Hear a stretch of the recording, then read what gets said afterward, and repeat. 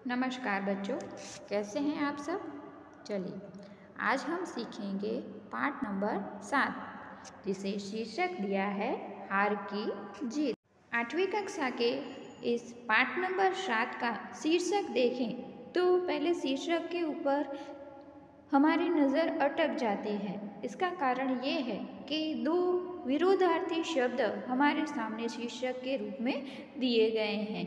पहला है हार और दूसरा है जीत। दोनों बातें एक साथ नहीं हो सकती, लेकिन फिर भी इस कहानी का शीर्षक दिया गया है हार की जीत। बच्चों, जब हम पूरी कहानी समझ लेंगे उसके बाद आपको बिल्कुल ऐसा लगेगा कि जो शीर्षक दिया गया है वो लेखक श्री सुदर्शन जी द्वारा दिया गया श्रेष्ठ शीर्षक बन जाएगा, क्योंकि पाठ के अंदर ही कुछ ऐसी घटना दी गई है जिसे सुनकर या समझकर आप इस शीर्षक से बिल्कुल सहमत होंगे या यही कहेंगे कि लेखक का दिया हुआ शीर्षक बिल्कुल सही है। चलिए तो सबसे पहले लेखक का परिचय प्राप्त कर ले। हमारे लेखक हैं सुदर्शन जी। सुदर्शन जी का मूल नाम बद्रीनाथ शर्मा था। उनका जन्म पंजाब में हुआ था। जब वे छठे दर्जे यानी छठी कक्षा में थे तभी उन्होंने प्रथम कहानी लिखी थी, यानी कि आपसे भी बिल्कुल छोटी उम्र के थे उस समय उन्होंने पहली कहानी लिखी थी। प्रेमचंद की तरह इन्होंने उर्दू में लिखना आरंभ किया। उसके बाद हिंदी में भी कई सारे लेख लिखे।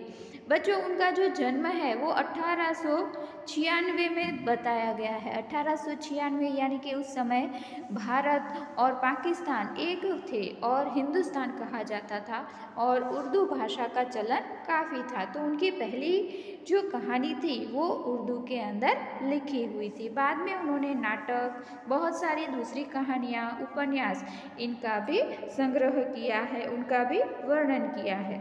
तो प्रस्तुत कहानी के अंदर सुदर्शन जी लिखते हैं कि यह कहानी एक उपदेश प्रधान कहानी है, यानी कि इसमें से हमें कुछ उपदेश या कुछ सीख ज़रूर मिलेगी। जो मानव भावनाओं पर आधारित है। बाबा भारती के अनोखे घोड़े की चर्चा डाकू खड़क सिंह के कानों तक पहुंचती है। वह धोखे से घोड़ा ले जाता है, परंतु बाबा भारती की एक बात उसे घोड़ा लौटाने पर मजबूर कर देती है। उसी बात ने उस डाकू का हृदय परिवर्तन कर दिया।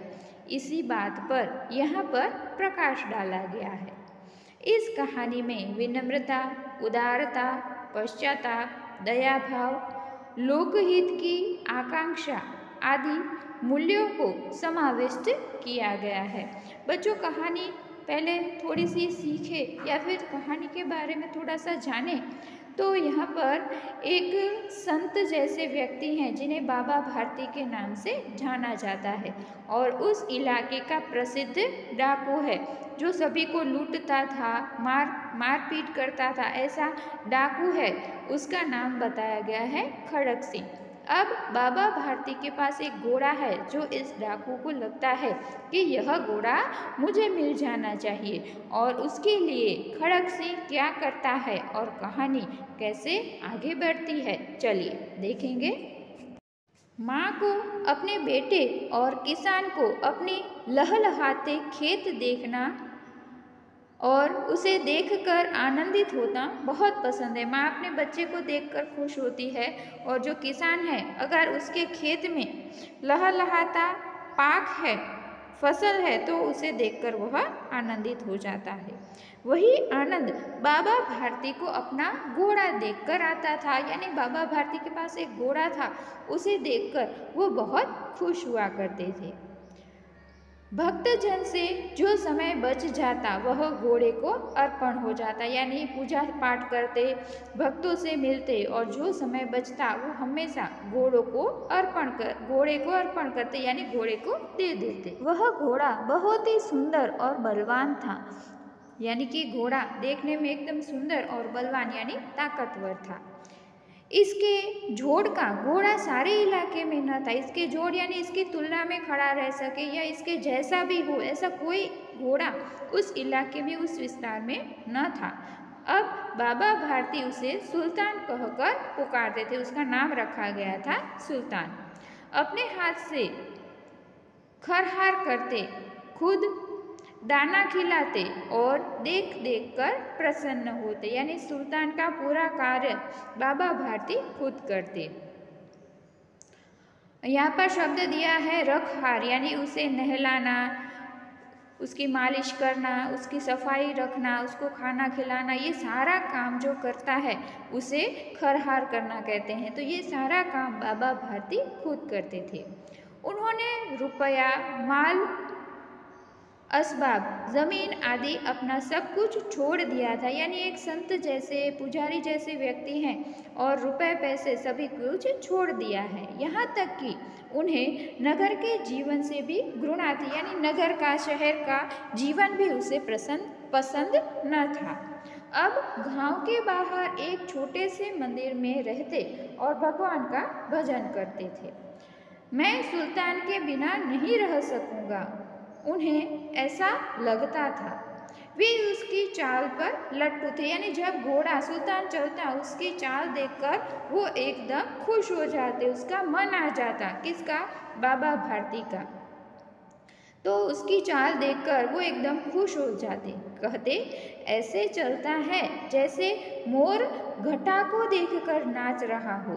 जब तक संध्या के समय सुल्तान पर चढ़कर 8-10 मील का चक्कर न लगा ले, उन्हें चैन न आता था। यानी रुपए पैसे ऐसा कुछ नहीं चाहिए। गांव के बाहर एक जगह पर वो मंदिर में रहते हैं, पूजा पाठ करते हैं, लेकिन घोड़े के अंदर उनकी जान बसती है। यानी कि 8-10 मील तक अगर वो चक्कर न लगा लें तब तक उन्हें चैन भी नहीं पड़ता।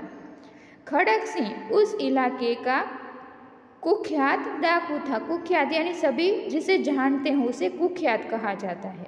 लोग उसका नाम सुनकर कांपते थे। होते होते सुल्तान की कीर्ति उसके कानों तक पहुंची। उसका हृदय उसे देखने के लिए अधीर हो उठा। वह एक दिन दोपहर के समय बाबा भारती के पास पहुंचा और नमस्कार करके वहां बैठ गया। बाबा भारती ने पूछा, खड़क सिंह क्या हाल है?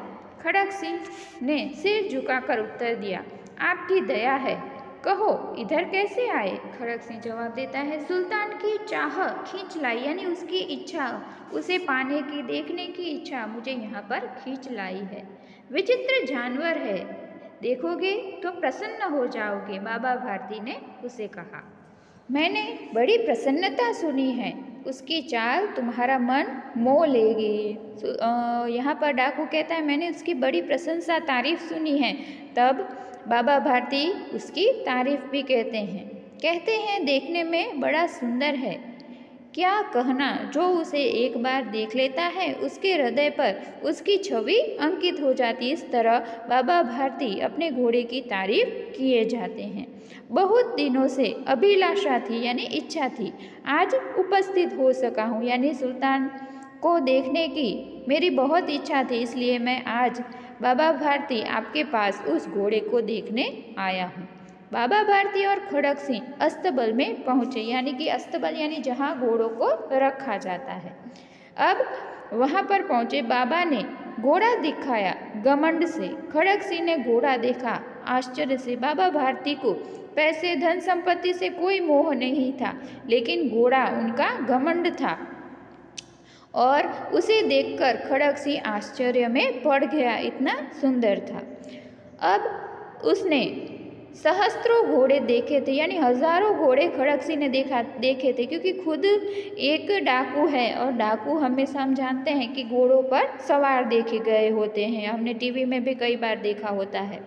परंतु ऐसा बांका घोड़ा उसकी आंखों से कभी न गुजरा था। इतना सुंदर, इतना लचीला और ताकत वाला घोड़ा उसकी आंखों से कभी न गुजरा था, यानी उसने कभी ऐसा घोड़ा नहीं देखा था। सोचने लगा, भाग्य की बात है, ऐसा घोड़ा खड़क सिंह के पास होना चाहिए था। इस साधु को ऐसी चीजों से क्या लाभ? कुछ देर तक आश्चर्य से खड़ा रहा। उसके पश्चात उसके हृदय में हलचल होने लगी। बालकों की सी अधीरता से बोला, परंतु बाबा जी इसकी चाल न देखी तो क्या। अब कुछ देर वो सोचता खड़ा रहा। उसके बाद अचानक से बाबा भारती से क्या कहता है खड़क सिंह कि बाबा भारती मैंने इसे खड़ा तो देख लिया, लेकिन इसकी चाल भी अच्छी ही होगी, तो इसकी चाल नहीं देखी तब तक मुझे इसकी चाल कितनी अच्छी है इसका अंदाज़ा नहीं होगा। बाबा जी भी मनुष्य ही थे। अपनी वस्तु की प्रशंसा दूसरे के मुख से सुनने के लिए उनका हृदय अधीर हो उठा। यानी वो भी चाहते थे कि इस घोड़े की सुंदर चाल को देखकर खड़क सिंह कुछ अच्छी बात कहे, इसलिए घोड़े को खोलकर बाहर ले आए। घोड़ा वायु वेग से उड़ने लगा। वायु यानी कि हवा जितनी तेज चलती है उसी तेजी से घोड़ा चलने लगा। घोड़े की चाल देखकर उसके हृदय पर सांप लौटने लगा। यानी उस सांप लौटना यानी ईर्ष्या होना। उसे बाबा भारती से ईर्ष्या होने लगी खड़क सिंह को कि इस साधु के पास ऐसा घोड़ा, इसकी ज़रूरत तो मुझे है, मुझे ऐसा घोड़ा चाहिए। इस तरह से वो ईर्ष्या करता है। अब वह डाकू था और जो वस्तु उसे पसंद आ जाए उस पर वह अपना अधिकार समझने लगता था। उसके पास बाहुबल था और आदमी, उसके पास इतनी ताकत थी, बहुत सारे आदमी थे और खुद डाकू था, इसलिए जो भी उसे पसंद आता वो अपने हिस्से में, अपने पक्ष में लेने की हमेशा ताक में रहता, अपने कब्जे में करना चाहता वस्तुओं को। जाते जाते उसने कहा, बाबा जी मैं यह घोड़ा आपके पास न रहने दूंगा। उसने घोड़ा देखा, उसकी चाल देखी और वहाँ से निकल रहा है, लेकिन जाते समय उसने बाबा जी से ये कहा कि यह घोड़ा मैं आपके पास न रहने दूंगा। बाबा भारती डर गए। अब उन्हें रात को नींद न आती थी, क्योंकि खड़क सिंह कहकर गया है कि मैं घोड़ा ले जाऊंगा और ऐसा करेगा।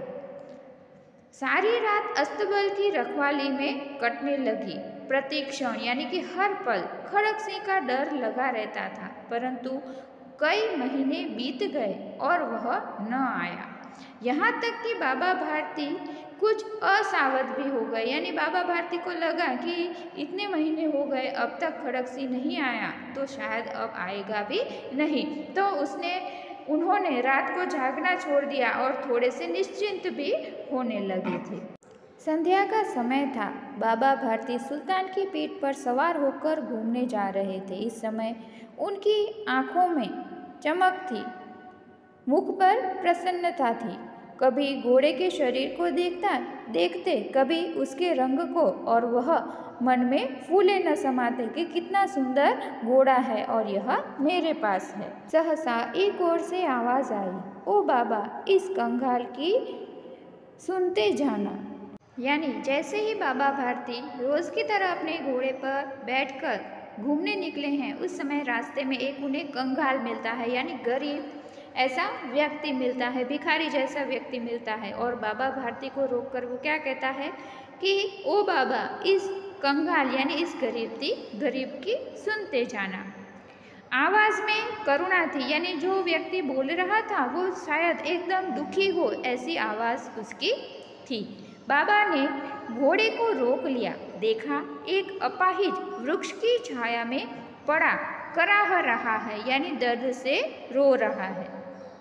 बोले, क्यों, तुम्हें क्या कष्ट है?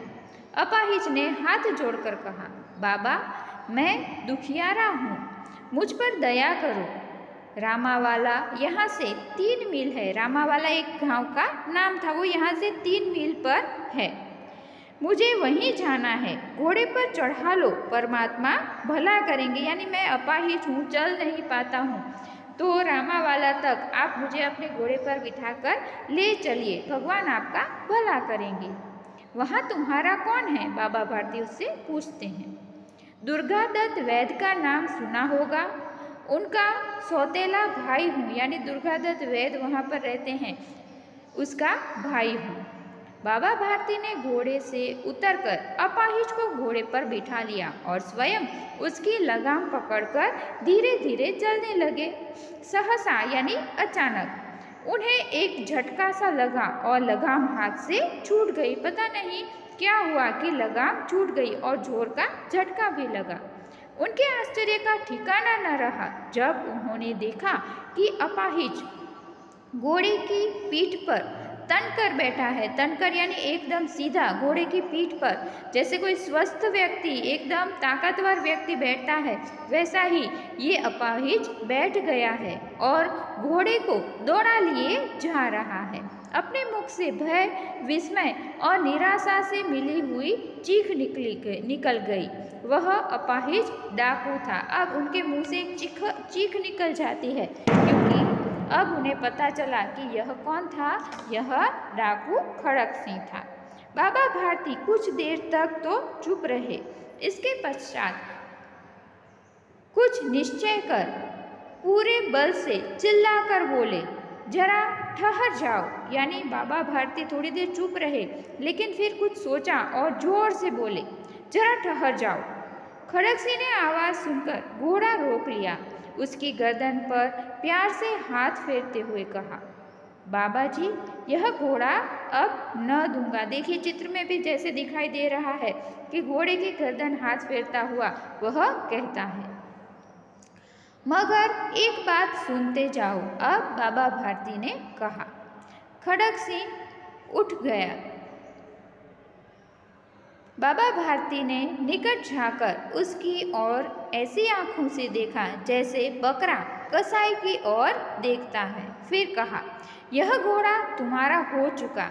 मैं तुमसे इसे वापस करने के लिए नहीं कहूँगा, परंतु खड़क सिंह केवल एक प्रार्थना करता हूँ। यानी बाबा भारती कहते हैं कि ये तुम्हारा हो गया, लेकिन अब मैं कभी भी तुम्हें इससे वापस नहीं मांगूंगा, लेकिन एक प्रार्थना ज़रूर करता हूँ, उसे अस्वीकार न करना। यानी मेरी प्रार्थना अस्वीकार नहीं करना, नहीं तो मेरा दिल टूट जाएगा। तब खड़क सिंह कहता है, बाबा जी आज्ञा कीजिए, मैं आपका दास हूँ, केवल यह घोड़ा न दूंगा। यानी कि खड़क सिंह है वो भी एकदम शांत हो जाता है कि मैं तो आपका दास हूँ, आपको किसी भी तरह की हानि नहीं पहुँचाऊँगा, लेकिन ये घोड़ा न दूंगा। उसके सिवाय आप जो कहेंगे मैं करूँगा। अब घोड़े का नाम न लो। मैं तुमसे इसके विषय में कुछ नहीं कहूँगा। मेरी प्रार्थना केवल यह है कि इस घटना को किसी के सामने प्रकट न करना। यानी ये जो घटना हुई वो किसी से मत कहना। खड़क सिंह का मुंह आश्चर्य से खुला रह गया। यानी खड़क सिंह सोचने लगा कि बाबा जी ऐसा क्यों कह रहे हैं। उसका विचार था कि उसे घोड़े को लेकर यहाँ से भागना पड़ेगा, परंतु बाबा जी ने स्वयं उससे कहा, इस घटना को किसी के सामने प्रकट न करना। इससे क्या प्रयोजन सिद्ध होता है। खड़क सिंह ने बहुत सोचा, बहुत सिर मारा, परंतु कुछ न समझ सका।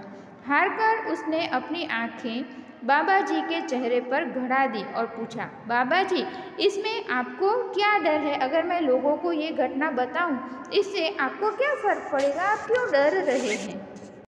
सुनकर बाबा भारती ने उत्तर दिया, लोगों को अगर इस घटना का पता लग गया तो वे किसी गरीब का विश्वास न करेंगे। यानी मैंने तुम पर विश्वास किया, घोड़ा रोका, तुम्हें घोड़े पर बिठाया, किस लिए, क्योंकि मुझे तुम्हारी गरीबी, तुम्हारी दशा देखकर तुम्हारे ऊपर दया आई, इसलिए मैंने तुम्हारी मदद की। अगर तुम लोगों को ये घटना बताओगे तो उन्हें लगेगा कि वो भी किसी गरीब की मदद न करें, क्योंकि गरीब आपके जैसा यानी तुम्हारे जैसा कोई डाकू निकला, धोखेबाज निकला तो क्या होगा।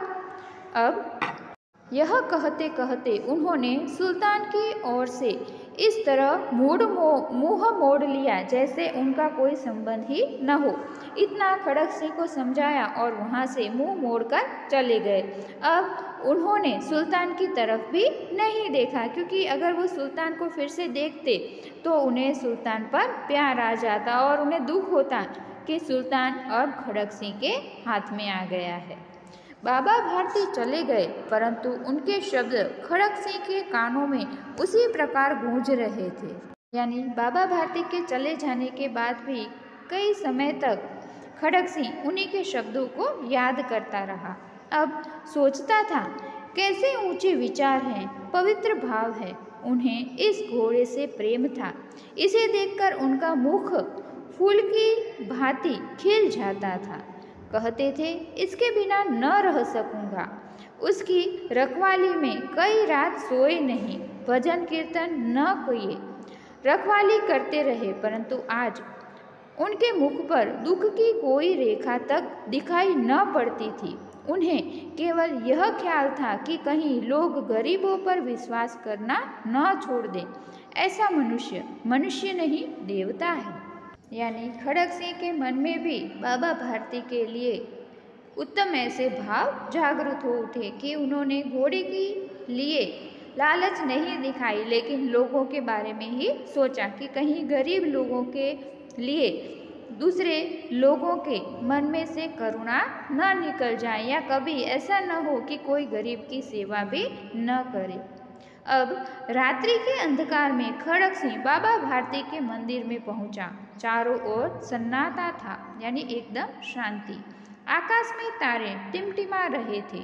थोड़ी दूर पर गांव के कुत्ते के भौंकने की आवाज आ रही थी, भौंक रहे थे। मंदिर के अंदर कोई शब्द सुनाई नहीं देता था, यानी मंदिर में शब्द नहीं सुनाई देता था, यानी एकदम शांति थी। खड़ग सिंह सुल्तान की बाग पकड़े हुए था, यानी उसकी जो लगाम थी वह पकड़कर खड़ा था। वहीं धीरे धीरे अस्तबल के फाटक पर पहुंचा। फाटक यानी दरवाज़ा, अस्तबल का दरवाज़ा जहाँ घोड़ों को रखा जाता है। फाटक खुला पड़ा था। किसी समय वहाँ बाबा भारती स्वयं लाठी लेकर पहरा देते थे, परंतु आज उन्हें किसी चोरी, किसी डाके का भय न था, क्योंकि खड़ग सिंह उनका घोड़ा ले गया है। अब उन्हें किसी चोरी की फिक्र भी नहीं थी, इसलिए वहाँ अब कोई नहीं था। खड़ग सिंह ने आगे बढ़कर सुल्तान को उसके स्थान पर बांध दिया। अब उसी के स्थान पर सुल्तान को बांध दिया जहाँ पहले वो बांधा जाता था, और बाहर निकलकर सावधानी से फाटक बंद कर दिया। इस समय उसकी आंखों में नेकी के आंसू था। एक डाकू है, लेकिन फिर भी उसकी आंखों से आंसू बह रहे हैं, सच्चाई के आंसू बह रहे हैं। और यहाँ पर बच्चों हम ये भी देख पा रहे हैं कि किसी संत के, किसी साधु के कहने पर एक व्यक्ति का जो हृदय है वो परिवर्तित हो गया। उसने धोखे से उस घोड़े को हासिल किया था, लेकिन वापस उसी जगह पर ईमानदारी से रखकर वो निकल गया है। अब रात्रि का तीसरा पहर बीत चुका था। चौथा पहर आरंभ होते ही बाबा भारती ने अपनी कुटिया से बाहर निकलकर ठंडे जल से स्नान किया। उसके पश्चात इस प्रकार जैसे कोई स्वप्न में चल रहा हो, उनके पांव अस्तबल की ओर बढ़े, क्योंकि हर रोज का उनका क्रम था कि नहा धोकर वो घोड़े के पास जाते। तो इसी प्रकार जैसे वो सोए हुए हो, क्योंकि आज तो घोड़ा नहीं है, फिर भी उनके कदम अस्तबल की ओर बढ़ते हैं। परंतु फाटक पर पहुंचकर उनको अपनी भूल प्रतीत हुई। फाटक पर पहुंचे तब उन्हें याद आया कि मेरा घोड़ा तो यहाँ नहीं है। साथ ही घोर निराशा ने पाँवों को मन भर भारी कर दिया। वे वहीं रुक गए, यानी कि निराशा के कारण वो आगे भी नहीं बढ़ सके। एक मण जितना वजन हो ऐसे भारी उनके पैर हो गए। घोड़े ने अपने स्वामी के पाँवों की चाप को पहचान लिया और जोर से हिनहिनाया। उन्हें लगा कि मैं तो यहाँ घोड़ा देखने आया था, लेकिन हकीकत में घोड़ा तो है नहीं, इसी कारण वो रुक गए। लेकिन अंदर सुल्तान खड़ा था अस्तबल के अंदर। उसने सुना कि मेरे स्वामी यानी कि बाबा भारती मेरी तरफ आ रहे हैं। उनके पाँवों की चाप यानी उनके चलने की आहट सुनकर ही वो हिनहिनाने लग जाता है। अब बाबा भारती आश्चर्य और प्रसन्नता से दौड़ते हुए अंदर घुसे और अपने प्यारे घोड़े को गले से लिपटकर इस प्रकार रोने लगे मानो कोई पिता बहुत दिनों के बिछड़े हुए पुत्र से मिल रहा हो। बार बार उसकी पीठ पर हाथ फेरते, बार बार उनके मुँह पर थपथपियाँ देते। फिर वे संतोष से बोले, अब कोई गरीब को सहायता से मुँह नहीं मोड़ेगा, यानी किसी भी गरीब की सहायता से अब कोई मुँह नहीं मोड़ेगा, क्योंकि मैंने जो सूचना या फिर जो भी बात खड़क सिंह को बताई, उसी प्रकार उसने इस बात का अमल भी किया कि उसने इस प्रकार धोखे से घोड़ा लिया था, गरीब बनकर घोड़ा लिया था, लेकिन उसने वह वापस भी लौटा दिया। तो यहाँ हमने देखा कि किस तरह बाबा भारती घोड़े को हार जाते हैं, लेकिन अपने एक वाक्य से वो डाकू का हृदय परिवर्तन करके फिर से घोड़ा प्राप्त करते हैं, यानी कि हार कर भी वो जीत जाते हैं। तो इस तरह से आपने देखा कि किस तरह कहानी का शीर्षक हार की जीत यहाँ पर बिल्कुल सही लगता है। चलिए, अब सबसे पहला प्रश्न आप नोटबुक में लिखेंगे शब्दार्थ, उसके बाद लिखेंगे मुहावरे। चलिए, अब स्वाध्याय की बात करें तो स्वाध्याय में पहला प्रश्न दिया गया है, दिए गए शब्दों के सहायता से रिक्त स्थान भरिए, यानी कि काउंस में आपको शब्द दिए हैं, उसे लगाकर खाली जगह भरनी है। दूसरे पेज पर प्रश्न है, किसने किससे कहा। प्रश्न नंबर 3, 1-2 वाक्य में उत्तर लिखिए, वो भी लिखना है। प्रश्न नंबर 2, 3 दोनों लिखेंगे। प्रश्न नंबर 4 है, प्रश्नों के उत्तर लिखिए। बाबा भारती अपना समय कैसे बिताते थे। बाबा भारती को किसका डर लगने लगा, क्यों। खड़क सिंह ने सुल्तान को कैसे प्राप्त किया। घोड़े को वापस देखकर बाबा भारती ने घोड़े से कैसा व्यवहार किया। ये 4 प्रश्न आप लिखेंगे। और उसके बाद प्रश्न नंबर 6 है, शब्दों के अर्थ से शब्द पहली पूर्ण कीजिए। ये आपको बनाने की ज़रूरत नहीं है। प्रश्न नंबर 5 और प्रश्न नंबर 6 नहीं लिखेंगे। आगे के पेज में प्रश्न नंबर 7 दिया है, विलोमकारी शब्द वो लिखना है। प्रश्न नंबर 8 उपसर्ग हैं वो लिखना है। प्रश्न नंबर 9 प्रत्यय, वो भी आपको अपनी नोटबुक में लिखना है। और अंत में प्रश्न नंबर 10 वो ज़रूर लिखना है। तो इस तरह से पूरा पाठ आप अपनी नोटबुक में लिखेंगे। धन्यवाद।